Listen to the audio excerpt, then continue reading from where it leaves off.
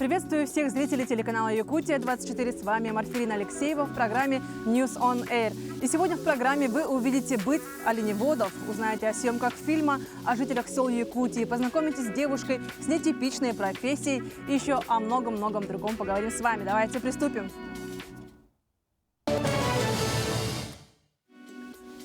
Территория Южной Якутии испокон веков является местом проживания эвенков. Здесь они ведут свой традиционный образ жизни, сохраняя свой язык и культуру. Здесь находятся могилы их предков, сакральные и священные места.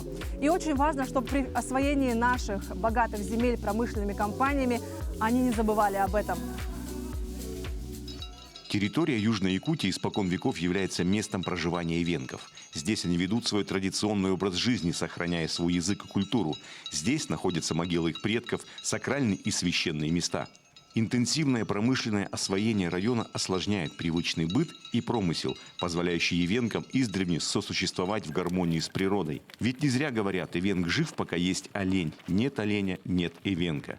Без поддержки государства и бизнеса традиционное хозяйствование этих народов сохранить практически невозможно. Примером здорового взаимодействия между промышленными компаниями и коренными жителями может служить сотрудничество оленеводов села Иенгр с компанией «Эльга-Уголь».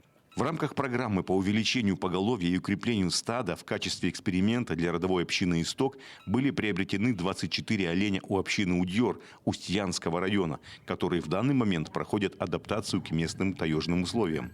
Будем смотреть, как они адаптируются, как они себя вообще ведут. У нас же, не знаю, они другой континент, тундровые же. Они, чтобы привыкли друг к другу, к этим оленям.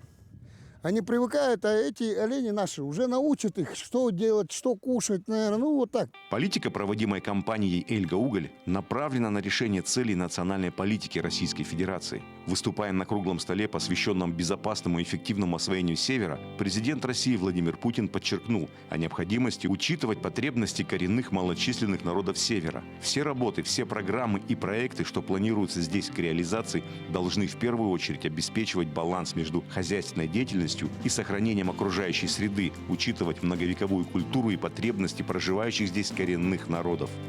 Этот своего рода первый опыт стал возможным благодаря тесному сотрудничеству местных оленеводов с промышленниками.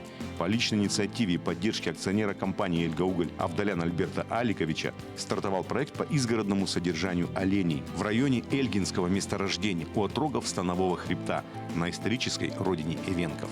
Реализация этого проекта будет способствовать восстановлению домашнего оленеводства на территории Южной Якутии. Благодаря компании «Эльга-Уголь» и акционера Авдаляна Альберта Аликовича мы имеем возможность поднимать поголовье оленей, заниматься оленеводством. Как утверждают старожилы этих мест, как только копыта оленя коснется родной стороны, духи предков и природы будут благосклонны к освоению этой богатой земли. К юбилею кинотеатра в столице презентовали фильм «Селис». Документальный фильм рассказывает о жителях якутских сел от берегов Амги до моря Лаптевых. Герои картины простые: труженики села, доярки, оленеводы, рыбаки, учителя, коневоды, фермеры и народные мастера. Важную роль в сохранении культуры народов Якутии, по мнению авторов фильма, сыграло якутское село. Его жители, несмотря на все запреты, продолжали следовать традициям предков и практиковать их. Кадры повседневной жизни якутских сел переплетаются с якутским олонхо, написанным Анастасией Алексеевой, актрисой театра олонхо. Фильм покажут в кинотеатрах всей республики. Существует мнение, что профессия сварщик совсем не для девушек. Однако это мнение ошибочное. Как оказалось, профессия сварщица вполне женская. В прошлом оленевод, сегодня сварщица. Моя коллега Полина Долинская, съездив в Момский район, познакомилась с удивительными людьми, в том числе и с Юлией Корякиной, девушкой-сварщицей. На сегодняшний день у нас очень много разных экономистов, бухгалтеров, а также тех, кто предлагает свои услуги красоты. Кто-то что-то считает, сводит дебет с кребетом, кто-то делает реснички, кто-то делает ноготочки. Но между тем профессия сварщика, она несколько недооценена.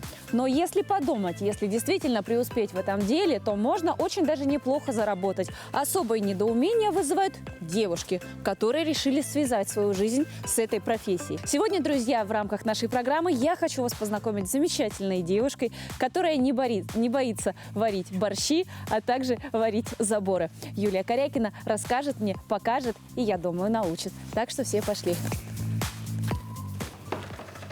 Ну что, друзья, на сегодняшнюю программу это наше место съемки. А вот и главная героиня. Юлия, здравствуйте. Здравствуйте. Ну, давайте начнем знакомство. Это ваш кабинет, офис, гараж, место вашей работы. Вообще, расскажите, с чего все началось? Почему такая хрупкая девушка решила заняться таким вот, ну, как многие считают, мужским видом деятельности?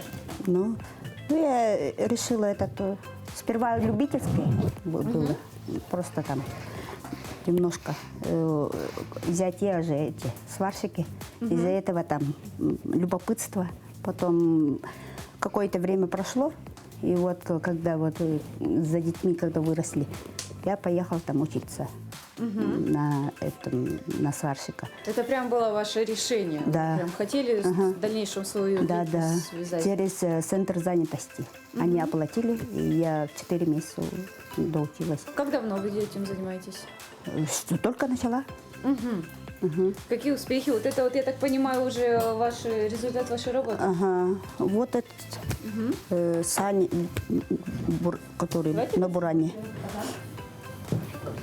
Сколько у вас ушло времени? Вы полностью все сделали? Ага, полностью сама. 2 дня. У вас 2 сына? Нет, 5 сыновей. 5 сыновей, ну просто двое нас встретили. Ваши мужчины, вашей семьи, как они восприняли вашу деятельность, ваш род занятий? Не, отлично. Сами учатся здесь. Старший уже варит. Старшим сколько лет? 20 лет. А до этого чем занимались? До этого, с детьми сидела. И до этого чумоработницей работала в стадии.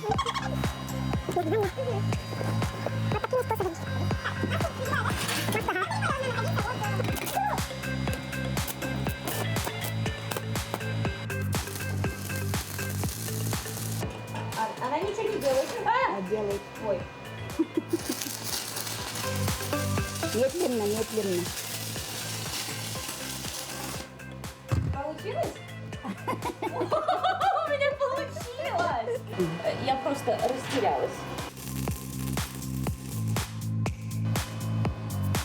У-ля-ля! Друзья, вы должны видеть результат моей работы. Я, конечно, вижу, что это не идеально, это не настолько прекрасно, как это должно быть на самом деле. Но вот как вы можете на первого раза оценить вот это? Нормально. Все. Хорошо, отлично. Нормально.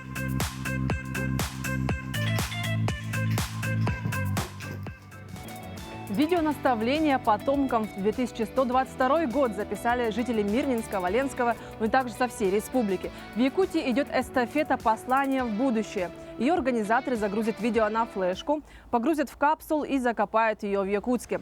В Ленске послание в 22-й записала молодежная администрация. В Мирнинском районе послание потомкам сочинили школьники, студенты, работники школ и детских садов. Пожелали с гордостью носить статус мирнинцев и развивать свой район. Если вдруг вы уже изобрели машину времени, обязательно прилетайте к нам в 2022 год.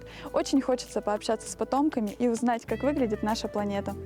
Во многих уголках страны жизнь без железной дороги очень тяжело представить. Завоз угля и продовольствия, доступность транспорта. Железная дорога выводит экономику на новый уровень.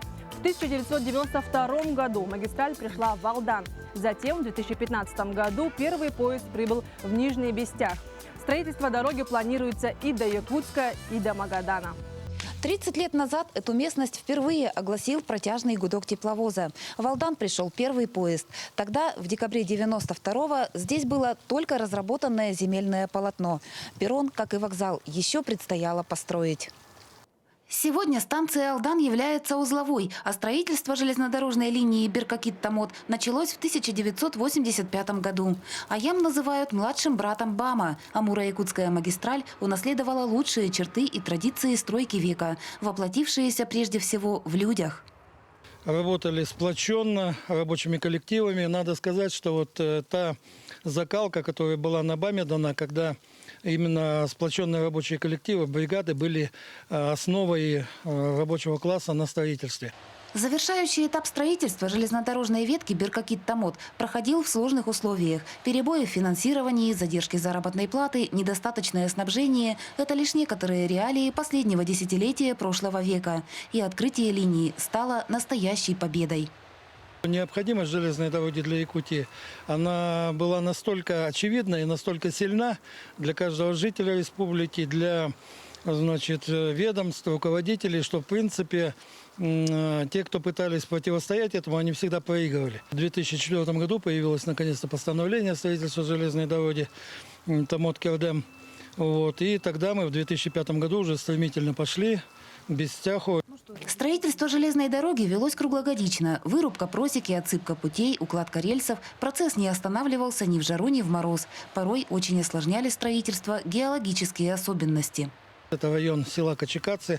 Порядка 70 километров пути запроектировано было на земполотне, которое состояло на 60-70% из мелких частиц льда. Так называемый ледовый комплекс. И, конечно, перед инженерами, проектировщиками и перед строителями стояла задача сохранить эту мерзлоту в основании, чтобы железная дорога в дальнейшем не деформировалась. Строительство железной дороги Беркакит-Томот-Бестях продолжалось 34 года. На темпы укладки влияла экономическая ситуация. Разные были темпы, но вот я вам назову рекордный. Это 2008 год, когда мы пошли с укладкой пути 180 километров. Это вполне бамовские темпы. И если такими темпами двигаться, например, в сторону Магадана от станции Бестях, то можно, в принципе, за 10 лет до Магадана дойти. Востребованность железнодорожного транспорта у населения растет, и пассажиропоток увеличивается. Открываются новые направления движения поездов. В Якутию доставляются большие объемы угля и различных видов грузов, в первую очередь народно-хозяйственного значения. Между тем, о завершении строительства сегодня говорить преждевременно. Железнодорожники, транспортные строители уже смотрят в сторону Магадана, в сторону Якутска. Надо обязательно добиться, чтобы железная дорога зашла в Якутск, иначе проект наш, он реализован не до конца, экономический эффект получается не до конца.